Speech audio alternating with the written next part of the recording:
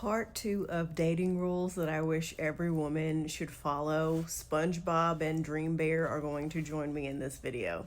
Number 1, do not have kids that you can't take care of by yourself.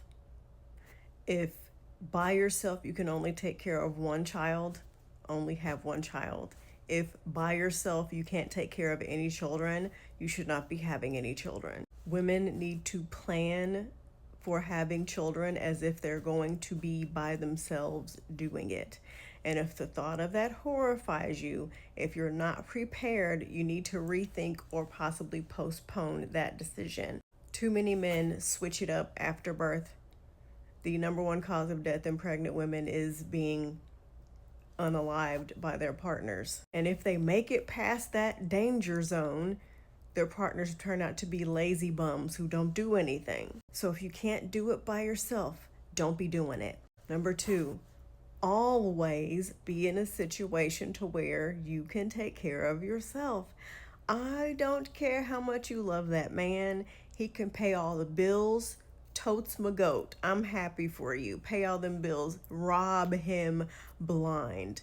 However, you should never be in a situation to where if he stops supplying financially, you'd be fucked. And not having any money always puts you in a situation of being taken advantage of, not being able to make smart decisions in relationships because you're dependent on that person and making decisions out of desperation. It's heartbreaking to hear women who are financially dependent on men say, I know he's cheating on me or he's abusing me, but I can't go anywhere because I don't have any money. Not to mention a plethora of other things that could happen that would cause you to need to be self-sufficient. Third, if you meet his family and his family is horrible to you, yes, girl, I totally understand that you can fend for yourself and you can tell people off and ain't nobody gonna take advantage of you. But if he is not handling his own family, if he is not setting boundaries with his family and telling them to not disrespect you, you're in for a bumpy ride. You in danger, girl. There's always going to be this push, pull, tug of war because he doesn't have a spine and he can't stand up to his family. And I would argue and say, if he can't stand up to his family and make them stop disrespecting you and set that boundary, I don't think he likes you very much. 4, don't change your plans for a man. If you were planning to go to college, but your boyfriend wants to stay in a small town, you're still going to go to college, okay? If you were planning to move to Ireland once you turn 30 and now you're 29 and your boyfriend doesn't want to move internationally or do anything like that, you still need to be going to Ireland. So many times women give up their plans, completely redirect the trajectory of their lives in order to be with a man. And that is the dumbest thing you can possibly do. If it's meant to be, he will support your plans. If it's meant to be, he will go with you. If it's not meant to be, your dreams are still meant to be, and you only need to be loyal to your dreams. You only need to be loyal to yourself.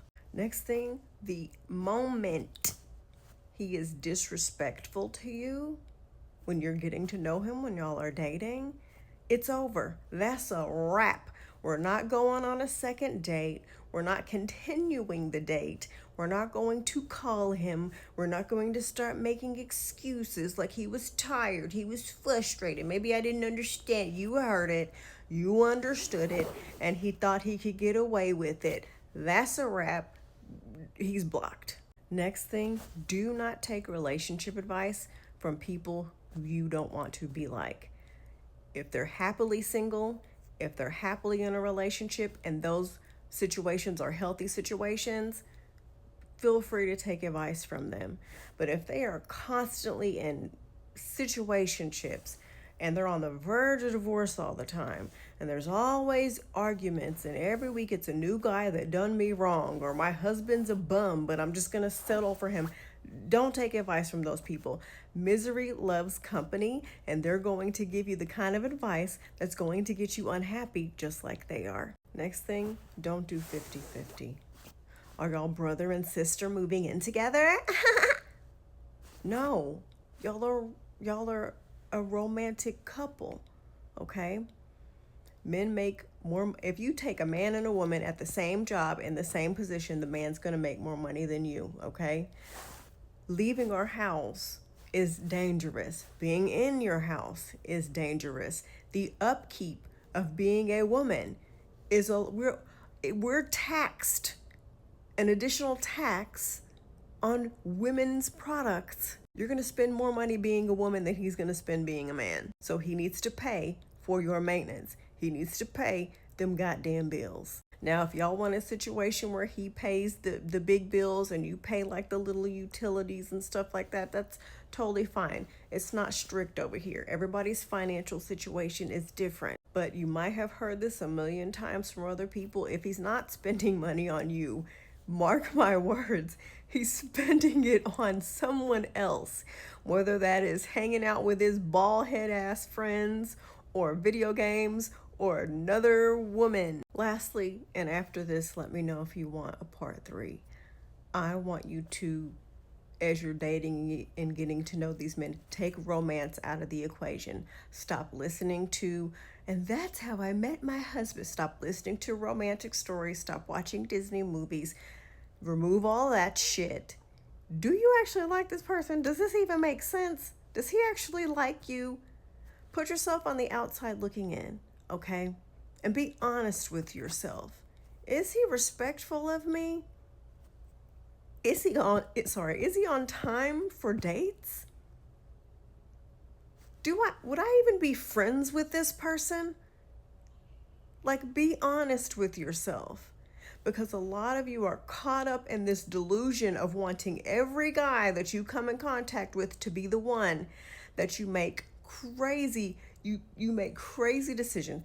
You accept things that you should not be accepting because you want to be booed up with somebody. If you would not even be friends with this person, why are you dating this person?